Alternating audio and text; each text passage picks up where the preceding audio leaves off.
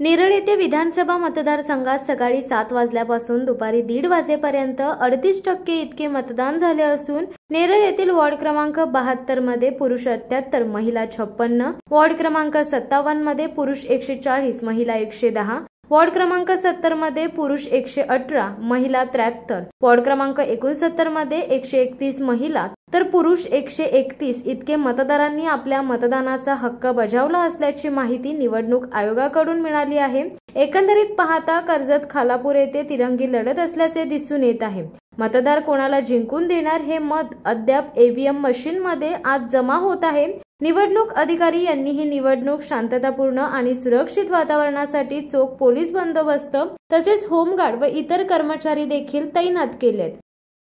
दादा काय सांगाल, आज जे मतदान झालं आहे आपली प्रतिक्रिया काय आहे? शांततेमध्ये झालं आहे का काही? नाही एकदम शांततेमध्ये चालू आहे दामोदर। कोणत्या विभागामध्ये मतदान केंद्र आहे आपलं हे? दामोदर।